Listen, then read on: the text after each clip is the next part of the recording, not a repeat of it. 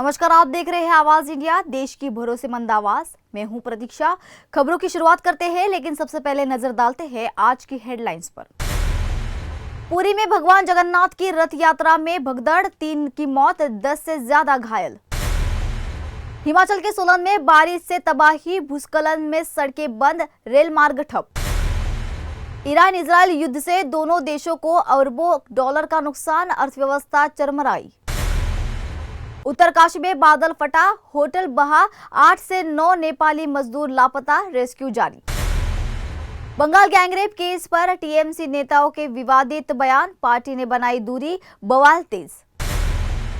Elon Musk की Tesla car factory से निकली और बिना ड्राइवर सीधे ग्राहक के घर पहुंची। अब खबरें विस्तार से। ओडिशा के पुरी की ऐतिहासिक जगन्नाथ रथ यात्रा में रविवार की सुबह एक बड़ा हादसा होने की जानकारी सामने आई है। रविवार सुबह करीब 4:30 बजे श्री गुंडीचा मंदिर के सामने भगवान के दर्शन के लिए भारी भीड़ जमा थी। दर्शन के दौरान धक्का मुक्की इतनी बढ़ गई कि भगदड़ जैसी स्थिति बन गई। कुछ लोग नीचे गिर गए और उन्हें भीड़ ने रौंद डाला। इस हादसे में 3 श्रद्धालुओं की मौके पर ही मौत हो चुकी है, तो जिनमें 2 महिलाएं और एक बुजुर्ग पुरुष शामिल है। सभी मृतक खुर्दा जिले के रहने वाले बताए जा रहे हैं। घटना में 10 से अधिक लोग घायल हो चुके हैं, जिनमें कुछ की हालत गंभीर बताई जा रही है। घायलों को फौरन पुरी जिला अस्पताल में भर्ती कराया गया, जहां उनका इलाज जारी है। पूरी जिला प्रशासन और पुलिस ने राहत और बचाव कार्य तेजी से शुरू कर दिया है। ये हादसा उस समय हुआ जब रथ पर विराजमान भगवान जगन्नाथ के दर्शन के लिए भक्तों की भीड़ बेकाबू हो गई। हर साल लाखों श्रद्धालु इस यात्रा में शामिल होते हैं, लेकिन इस बार की भीड़ ने व्यवस्थाओं की पोल खोल दी। जगन्नाथ रथ यात्रा देश की सबसे बड़ी धार्मिक यात्राओं में मानी जाती है, तो और इसी दौरान ये दिल दहला देने वाली घटना घटी है।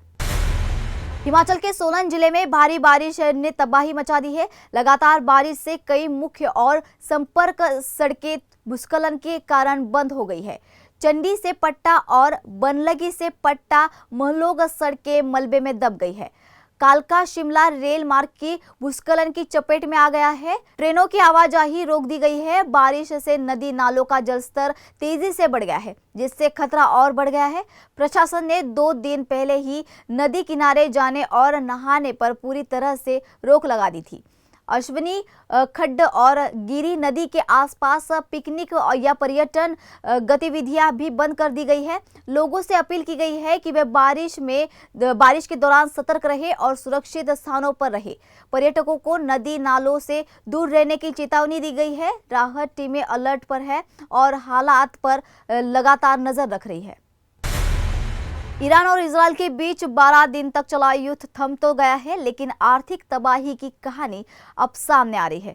अनुमानों के मुताबिक ईरान को इस जंग में अपनी जीडीपी का 6 से 9% तक नुकसान हुआ है। तेल प्रतिष्ठानों पर हमलों से ईरान का निर्यात भी बुरी तरह प्रभावित हुआ है। विशेषज्ञों का कहना है कि ईरान को कुल 24 से 35 अरब डॉलर तक की चपत लगी है। उधर इजरायल को ईरानी मिसाइल हमलों से 3 अरब डॉलर से ज्यादा का नुकसान हुआ, तो सड़कों, इमारतों और व्यवसायों की मरम्मत के लिए इजरायल को अब तक के सबसे बड़े खर्च का सामना करना पड़ रहा है। वित्त मंत्री ने युद्ध का खर्च 12 अरब डॉलर तक बताया है, जबकि सेंट्रल बैंक ने इसे थोड़ा कम आंका है। अमेरिका को भी इस जंग में ऑपरेशन मिडनाइट हैमर के जरिए 1 से 2 अरब डॉलर की चपत लगी। तो ईरान सबसे पहले ही प्रतिबंधों की मार झेल रहा था, अब और भी गहरे संकट आ रहे हैं, जबकि इजराइल को इतिहास के सबसे महंगे पुनर्निर्माण अभियान का सामना करना होगा।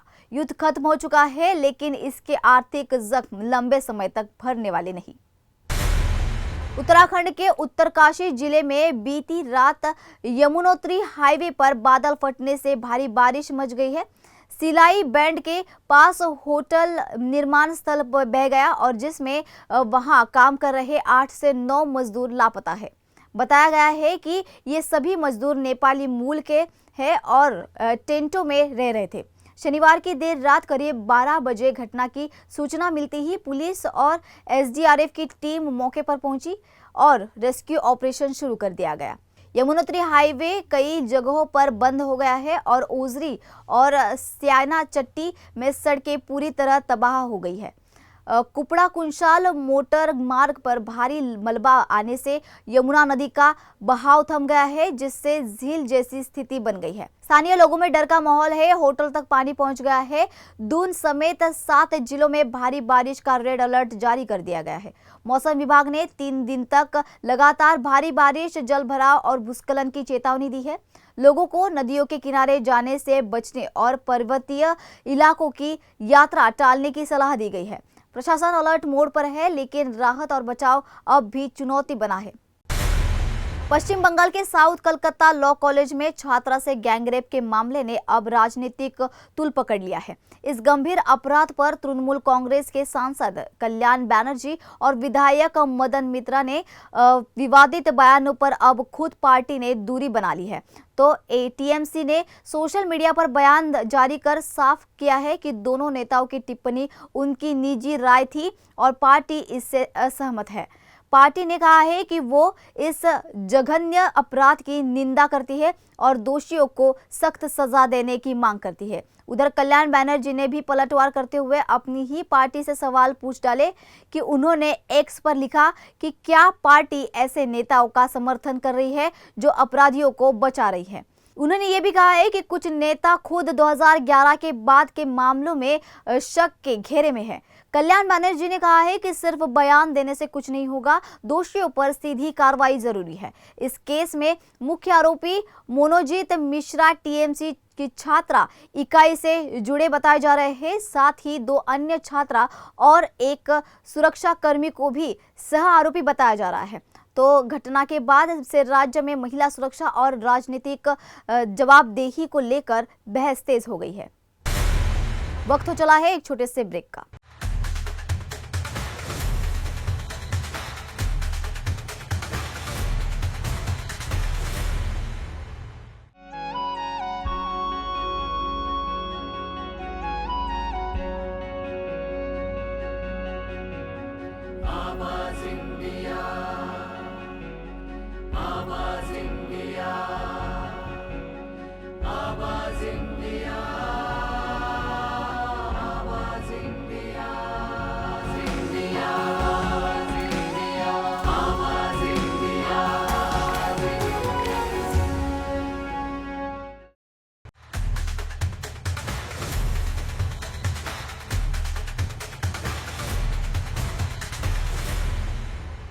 ब्रेक के बाद आपका फिर एक बार स्वागत है।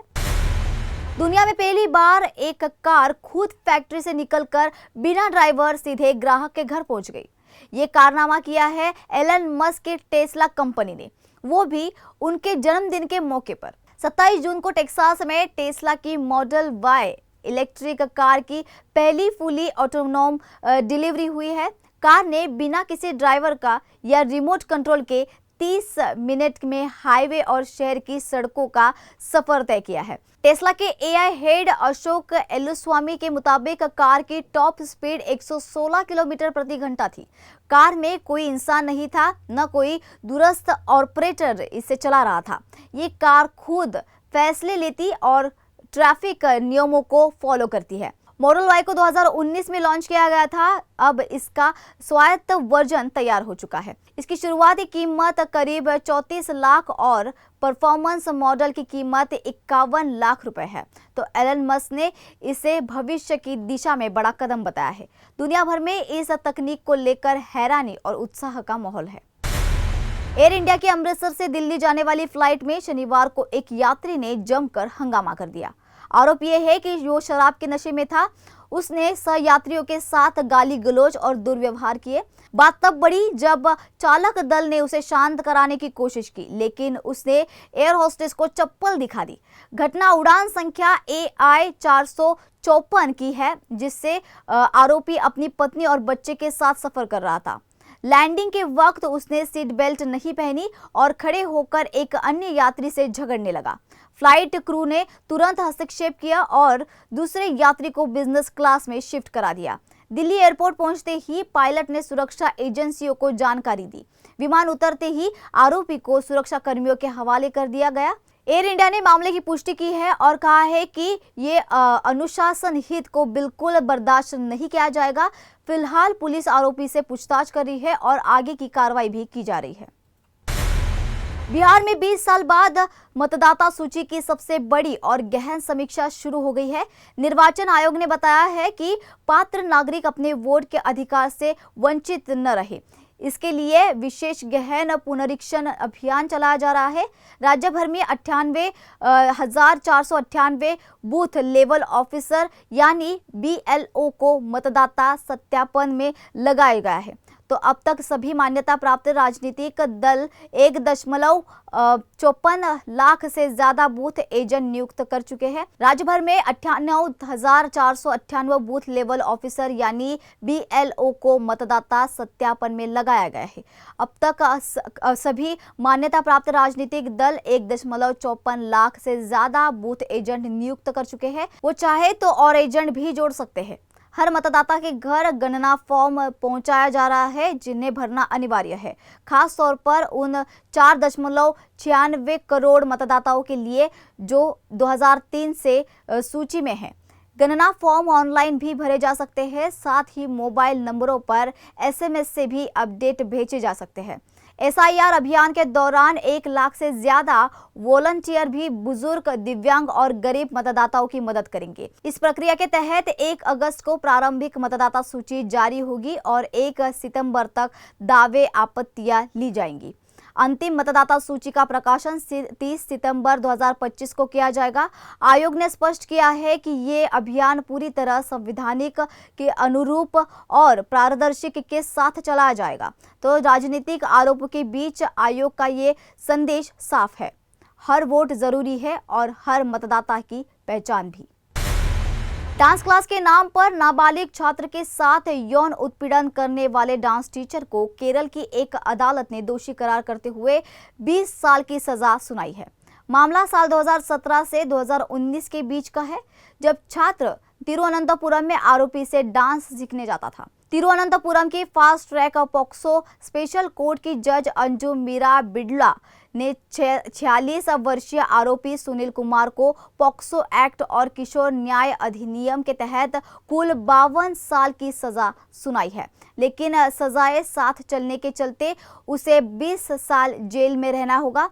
कोर्ट ने दोषी पर 3,25,000 रुपए का जुर्माना भी लगाया है। अदालत ने स्पष्ट किया है कि अगर ये रकम दोषी से वसूली जाती है तो पूरी राशि पीड़ित को मुआवजे के रूप में दी जाएगी। अभियोजन पक्ष के अनुसार आरोपी ने कई बार पीड़ित के साथ अप्राकृतिक यौन संबंध बनाए। यह खुलासा तब हुआ जब पीड़ित के माता पिता ने छोटे बेटे को भी डांस सिखाने भेजने का फैसला लिया, लेकिन पीड़ित ने विरोध कर अपने साथ हुए यौन उत्पीड़न की पूरी सच्चाई बताई। कोर्ट के फैसले पर पीड़ित के लिए न्याय की दिशा में एक अहम कदम माना जा रहा है। फिर वक्त हो चला है एक छोटे से ब्रेक का।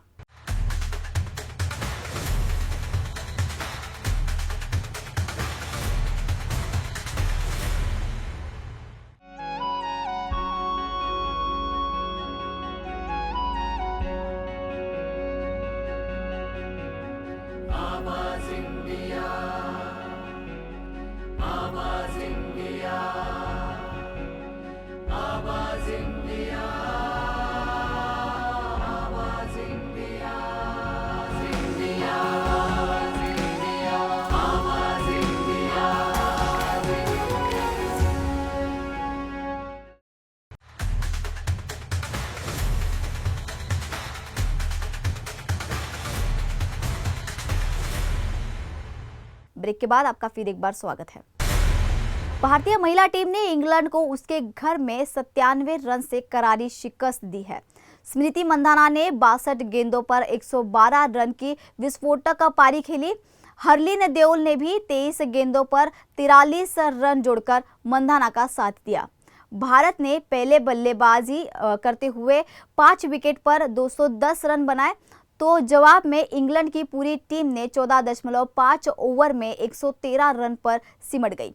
श्री चरनी ने डेब्यू मैच में 4 विकेट झटके। दीप्ति और राधा ने 2-2 विकेट लिए। शुरुआत से ही भारतीय गेंदबाजों ने इंग्लिश बल्लेबाजों पर दबाव बनाए रखा। पहले 2 ओवर में ही इंग्लैंड ने अपने टॉप बल्लेबाज गंवा दिए। कप्तान नेट सिवरब्रंट ने 66 रन बनाकर अकेले संघर्ष किया। हरमनप्रीत की गैरहाजिरी में मंदाना की कप्तानी में टीम ने शानदार जीत दर्ज की। बॉलीवुड की कांटा लगा गर्ल शेफाली जरीवाला अब हमारे बीच नहीं रही।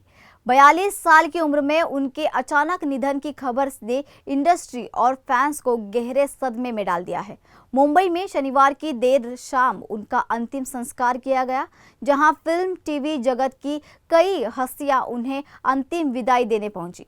शेफाली के पिता ने कांपते हाथों से बेटी को मुखाग्नि दी, जबकि पति पराग त्यागी पूरी तरह टूट चुके थे।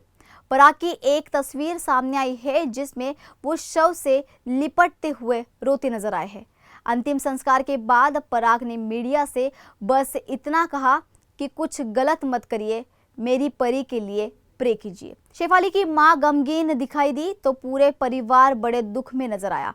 पोस्टमार्टम के बाद शनिवार को देर शाम शेफाली को पंचतत्व में विलीन कर दिया गया। इंडस्ट्री में उनके साथियों और प्रशंसकों ने सोशल मीडिया पर श्रद्धांजलि दी है, तो उनकी अचानक गई मुस्कान अब केवल यादों में रह गई है। फिलहाल मौत की वजह स्पष्ट नहीं, लेकिन परिजनों की हालत देख देश भर से संवेदनाएं उमड़ रही है। आवाज इंडिया में फिलहाल इतना ही। जुड़े रहिए आवाज इंडिया के साथ, जल्द होगी आपसे फिर मुलाकात। तब तक के लिए नमस्कार।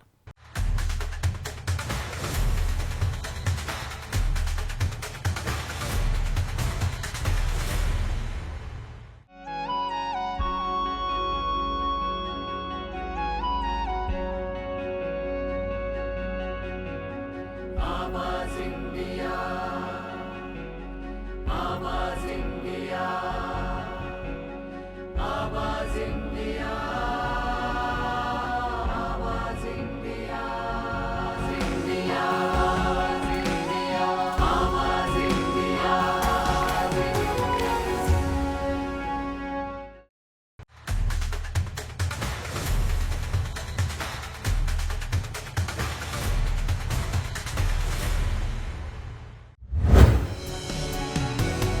आवाज